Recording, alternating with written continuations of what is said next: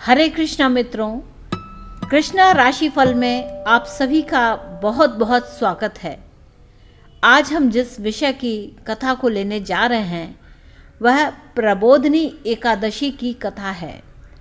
प्रबोधिनी एकादशी का अर्थ है, एकादशी का अपने आप में अर्थ होता है कि 11वीं तिथि से संबंध रखना, लाभ से संबंध रखना, और जैसा इसका नाम है प्रबोधनी, यानी कि जिसमें ज्ञान की उत्पत्ति हो, जिसमें नॉलेज समझ में आए, जिसका प्रबोध हो, वह प्रबोधिनी एकादशी। तो इसकी कथा कुछ इस प्रकार है कि श्री कृष्ण भगवान ने अर्जुन से कहा कि हे अर्जुन, मैं तुम्हें मुक्ति देने वाली कार्तिक मास के शुक्ल पक्ष की प्रबोधिनी एकादशी के संबंध में नारद और ब्रह्मा जी के बीच हुए वार्तालाप को सुनाता हूँ। इसको सुनो ध्यान से। तो एक बार की बात है कि नारद जी ने ब्रह्मा जी से पूछा कि हे पिताजी, प्रबोधिनी एकादशी के व्रत का क्या फल होता है? आप कृपा करके मुझे यह सब विस्तार से बताएं। ब्रह्मा जी बोले, हे पुत्र, जिस वस्तु का त्रिलोक में मिलना दुष्कर है वह वस्तु भी कार्तिक मास के शुक्ल पक्ष की प्रबोधिनी एकादशी के व्रत से मिल जाता है। यानी कि ज्ञान प्राप्त करने के लिए जो एकादशी है, उस व्रत का पालन करने से उसका फल मिलता है। इस व्रत के प्रभाव से पूर्व जन्म में किए हुए अनेक बुरे कर्म क्षण भर में भी नष्ट हो जाते हैं। हे पुत्र, जो मनुष्य श्रद्धापूर्वक इस दिन थोड़ा भी पुण्य करते हैं, उनका यह पुण्य पर्वत के समान अटल हो जाता है। उनके पितृ विष्णु लोक में जाते हैं। ब्रह्म हत्या आदि महान पाप भी प्रबोधिनी एकादशी के दिन रात्रि को जागरण करने से नष्ट हो जाते हैं। यहाँ समझ लिएगा कि यह ब्रह्म हत्या क्या है। ब्रह्म हत्या यानी कि किसी क्रिएशन को नष्ट कर देने की बात, जब उसको नष्ट कर दिया जाए, उसको समाप्त कर दिया जाए, तो वह ब्रह्म हत्या कहलाती है। यानी कि ब्रह्मा के द्वारा बनाई हुई कोई भी जो चीज़ है उसका अगर हम नष्ट करते हैं तो वह ब्रह्म हत्या कहलाती है।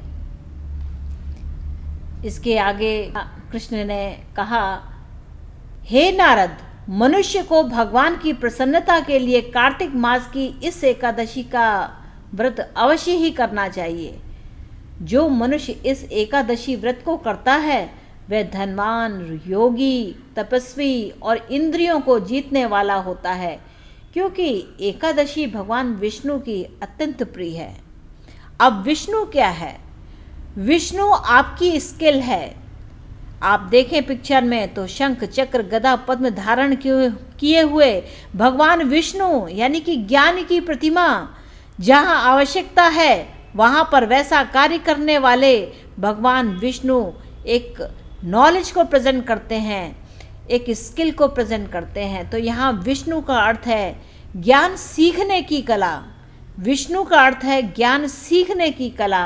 तो जब यह विष्णु है वह अत्यंत ही प्रसन्न होते हैं। यानी कि आप जब दृढ़ संकल्प हो करके उस कथा के रूप में उसके प्रण को लेते हैं, तब आप ज्ञान अर्जित करते हुए यानी कि प्रबोध करते हुए उस एकादशी के व्रत का पालन करते हैं। यानी कि एकादशी यानी कि लाभ प्राप्त करने की दशा, कि कैसे लाभ प्राप्त करना है उसके लिए ज्ञान अर्जन करना और उसके हिसाब से कार्य करना।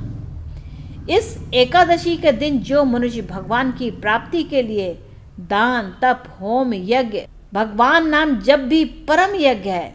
ऐसा भी कहा गया है, यज्ञा नाम जपो यज्ञोस्मि, यज्ञों में जप यज्ञ मेरा ही स्वरूप है। श्रीमद् भगवत गीता में ऐसा उल्लेख है। और जब ज्ञान का अर्जन हो जाता है तो अक्षय पुण्य प्राप्त होता है। इसलिए हे नारद, तुमको भी विधि पूर्वक विष्णु भगवान की पूजा करनी चाहिए। इस एकादशी के दिन मनुष्य को ब्रह्म मुहूर्त में उठ करके व्रत का संकल्प लेना चाहिए और पूजा करनी चाहिए। यानी कि अपने कर्म की पूजा करनी चाहिए। ब्रह्म मुहूर्त में उठ करके जब क्रिएशन करने का समय होता है उसका भी एक मुहूर्त होता है। ब्रह्म मुहूर्त में उठ करके क्रिएशन करना है, इस बात का संकल्प लेते हुए उसकी अपने कर्म की आराधना करनी चाहिए।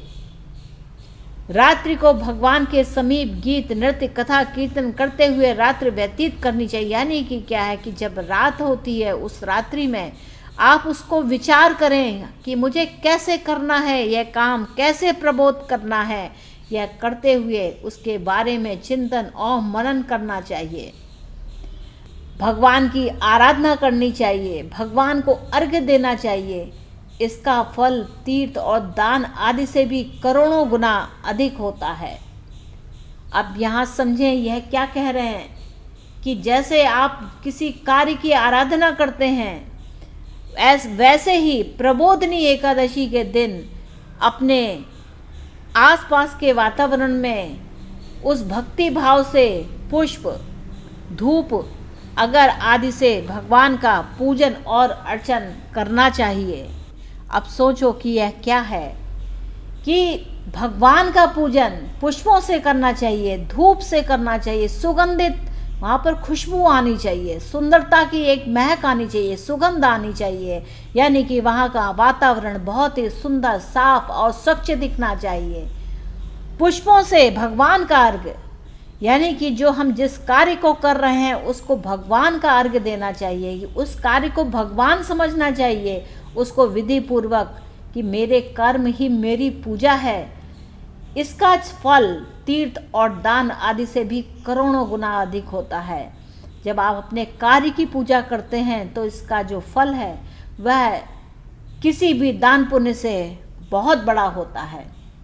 जो गुलाब के पुष्पों से, बकुल और अशोक के फूलों से, सफ़ेद लाल कनेर के फूलों से, दूर्वा दल से, शमी पत्र से, चंपक पुष्प से भगवान विष्णु की पूजा करते हैं, यानी कि ज्ञान की पूजा करते हैं, वे आवागमन के चक्र से छूट जाते हैं। इस प्रकार रात्रि में भगवान की पूजा करके प्रातःकाल स्नान के पश्चात भगवान की प्रार्थना करते हुए गुरु की पूजा करनी चाहिए और सदाचारी व पवित्र ब्राह्मणों को दक्षिणा देकर अपने व्रत का पारण करना चाहिए।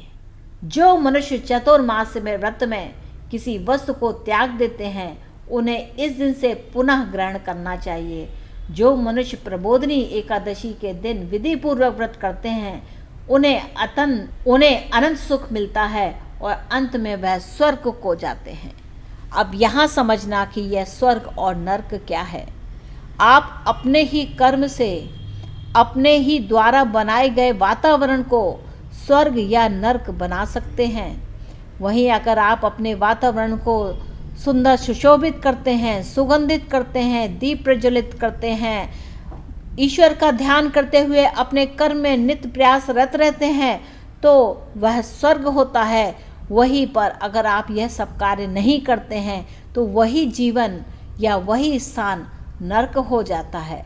तो इस बात को समझें कि यह जो हमारे पुराणों में यह सब कथाओं के रूप में जो सदाचार और नियम और संयम बताए गए हैं उनसे अपने जीवन को कितना सुखी बनाया जा सकता है।